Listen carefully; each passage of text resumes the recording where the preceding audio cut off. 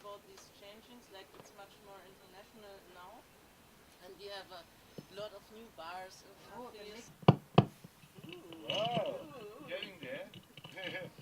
Because everything we do here is just found on the street and recycled. Yeah, everything. Yeah, even the boxes, the amplifier, and the plastic and the wood, everything. Yeah. Apart from the benches, we borrowed them from Spreefeld. You know. There you go. Okay, wow. Okay. And it started that there were some tags and graffitis on the walls, like no more Rollkoffer or Touristenfisten. I don't know in English. Like it's hard to translate because it does not make any sense.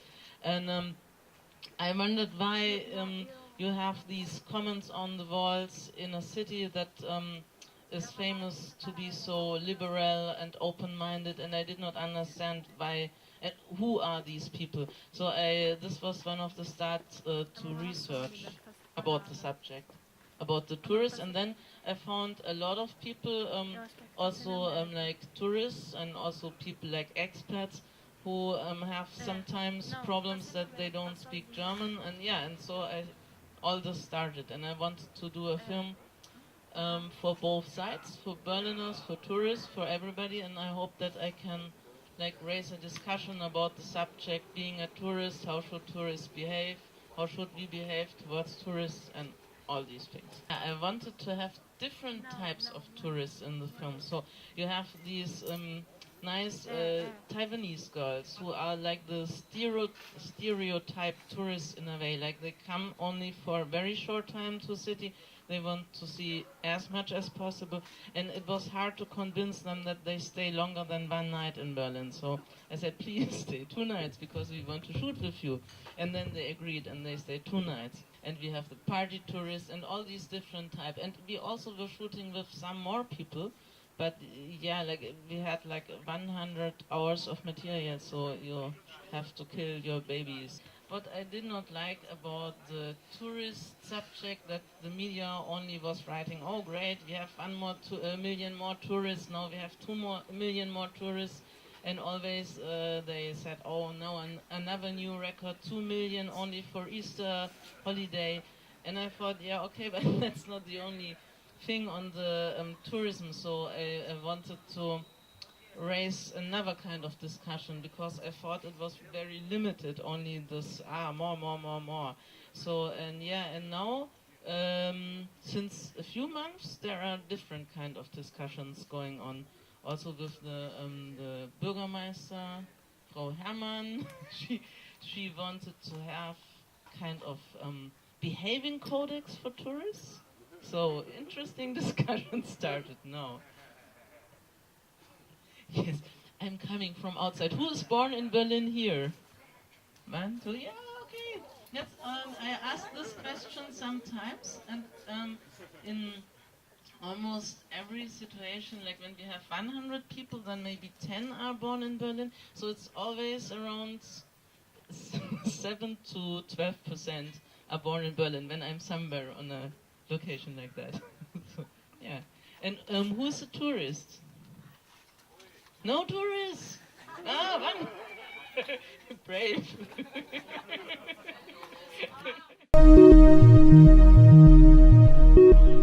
Yeah, you can't change this. Like, I think many people, like the capitalists, expected after the fall of the wall that it starts this kind of business. But then nothing happened. Not much happened, and now, more than 20 years later, it started. Now it started years ago. I think it started with the economic crisis, and you don't. You have money, but you cannot make the money. Raise more money. So they had to come and to buy here because it's so cheap, and so it was like it started. But the problem is also what stays from the Berlin spirit. Is it dead? It's not dead yet. No, we are sitting. We are sitting here in the middle, like, of the center of Berlin, and this is an independent place, so it's still not that. Otherwise, we would not be here right now. And there are, okay, luckily there are a lot more places like that. But yeah, we have to fight for them, and there are also people like who are buying these places to conserve them, to save them, that they can remain independent. So that's also an option. Like you buy your house and then you open it to the people, and you make independent things there, independent culture. But yeah, we need strategies to survive. Yeah. Everybody reacts different on this. So there are some people I interviewed from the very left side. They're looking for different spaces, like, okay, Leipzig or Warsaw or somewhere else. They just want to go somewhere else. And some told me, I don't want to be like, if like the independent scene is gone, I don't want to be the last one being left, and the people, the tourists come and they take pictures of me like I'm an animal in a zoo, like the last living independent. So they don't want to be like that, so they have to find another place where they can go. And others say, no, let's fight, or there are still enough places, we just have to find them. And you have to go a little bit outside of the city to the outskirts, and there's still a lot of places. And like I also think there's a lot of places still left, and it can be also an interesting task to find these new places. Like that's. Is it something that sometimes bothered you also? Like what made you go there and make a film, which is quite a big effort? Well, that's what I said, like my area changed a lot in the last 2 years, and I saw a lot of positive effects, becoming more international, but also these things like, why are these graffitis and tags against tourists? I did not understand. Also the stickers, Berlin does not love you. It's a strange thing. I almost find out who designed these stickers, like I know, but this guy, he did not want to give me an interview. I wanted to ask him in front of the camera, why did he make the sticker, what purpose? Yeah, but normally the people who are openly against tourists, they don't say this openly in front of the camera. Also, like people working in bars, they don't do this because they say, yeah, I don't want to lose my job. So sometimes I was reading like about some tourist groups, and they were not getting beers in the bar. They just said, okay, go, your group is too big. And then I go to this bar, I talk to the bartender, and he says, yes, I don't like these tourist groups. And then he talks a lot about it, and then I say, oh, I make a documentary. Would you tell me this? I say, no. Are you crazy? Yeah. Do you think there is really a way that tourists could help also Berlin people and could be good also for the city? Do you think? Yeah, I think, of course. Like, I think it depends what kind of attitude the tourist has towards the city.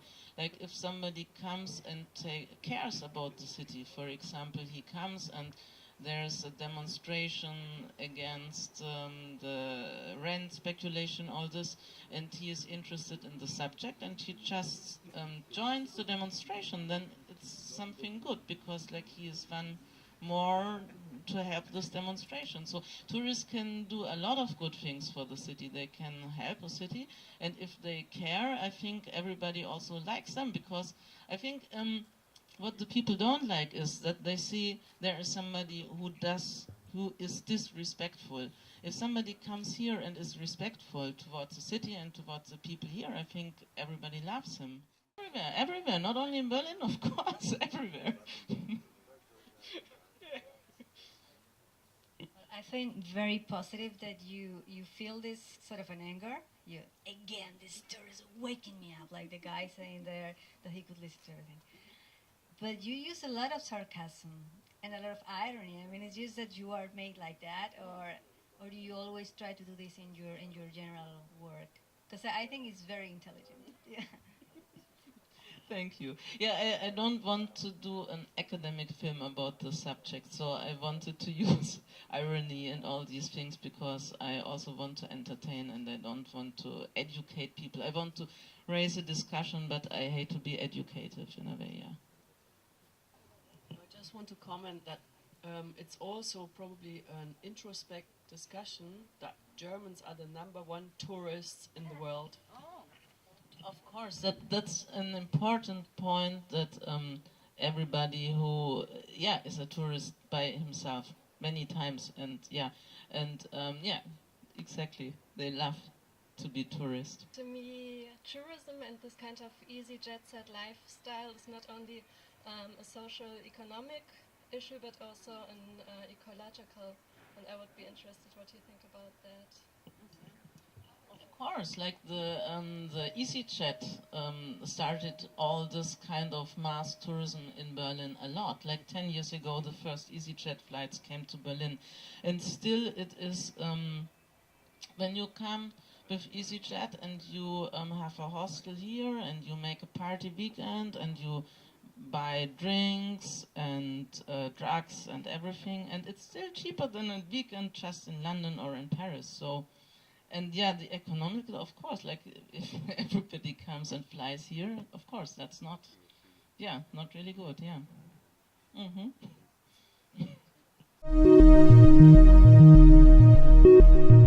You can't stop the thing, but started, and it will more and more tourists will come. And now, some magazines like the international press. They said, okay, or they asked the question, is the Berlin hype over? So what do you think? Is the Berlin hype over? Raise your hands. When you think it's over, you raise your hands. That's only one. And the other ones, it's not over? Still, the hype, yeah. So I thought, oh great, now they say the hype is over, so people go somewhere else, but I think they don't. So. And I'm a little bit afraid, like when I compare with the Love Parade. Like when the Love Parade started, it was a great idea, and some people with music go on the street and they have fun. And the first year maybe 500 people, next year 2,000, the next year 10 and 100, and then it's 2 million people on the street, and this can't be hype, this can't be funny. And sometimes it's a little bit like that. If too many people come, I go somewhere else, and we will see. I think there are still enough people who also have the possibilities to fight against what's going on, and you don't give up. And not everybody is very, very poor. There are also people with some money who want to save this kind of independent spirit in Berlin. So I think if we all help together, we can do something. Don't give up. I mean, fighting in the way, don't give up your ideas, don't give up the spaces, hold them. Okay. That does not sound so martial, okay.